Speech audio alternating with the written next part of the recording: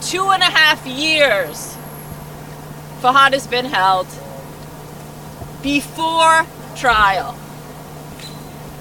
And so we are gathered here today to sort of bear witness to that, to make that facility and that process visible, and to ask our colleagues, our friends, our family, and the media, the national media here in the United States, to turn its attention home.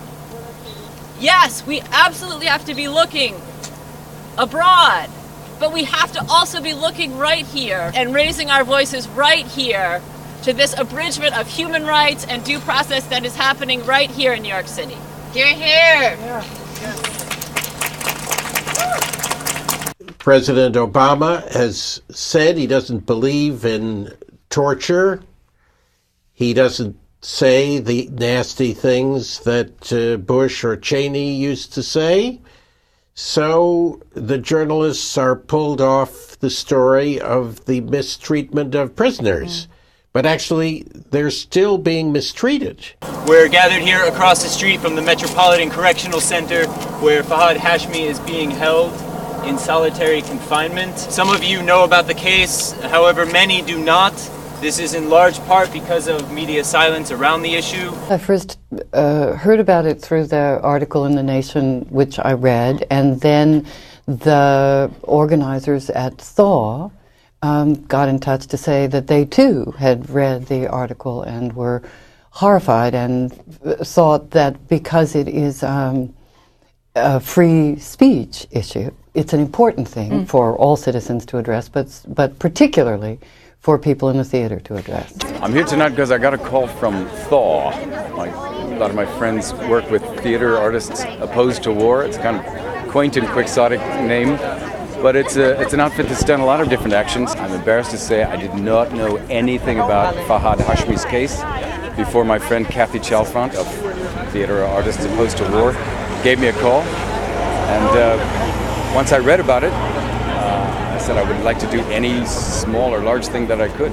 Solitary confinement can drive people insane.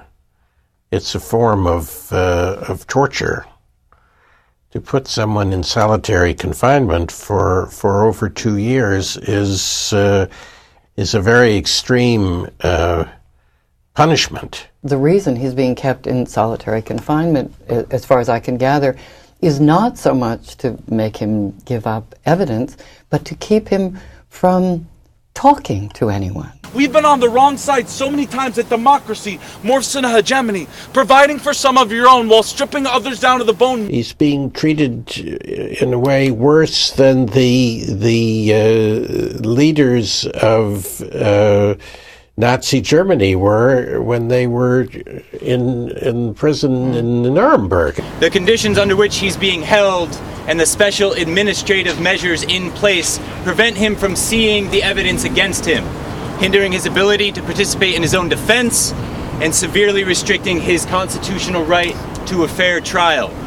We hope that our broadcasts each Monday help break the media silence around Fahad's case and others like his, and help to galvanize public outcry as his trial approaches. A lot of lawyers have weighed in on this case, but not a lot of media. Here's Michael Ratner from CCR, and then I want to ask all of you, where have the journalists been on this story? What's going on here? Is this the best they can do and call this a terrorist case? And it makes you question the entire motives of the prosecution and whether or not there isn't something else going on here and something else going on in Fahad's case. Fahad is a strong spokesperson. He's an activist on Islamic issues. And so what it makes you think, the first thing is, are they targeting this guy because he's a Muslim, because he's a strong spokesperson, because he wasn't actually born in the United States as a U.S. citizen, because of who his friends are? But what you can almost for sure say is they're not targeting him because he was in any way involved in an act of terrorism or aiding and abetting terrorism or knowingly having anything to do with terrorism. We will be here every Monday night. We will be streaming or at least posting video online so you can share with friends and hopefully get them to come out next time.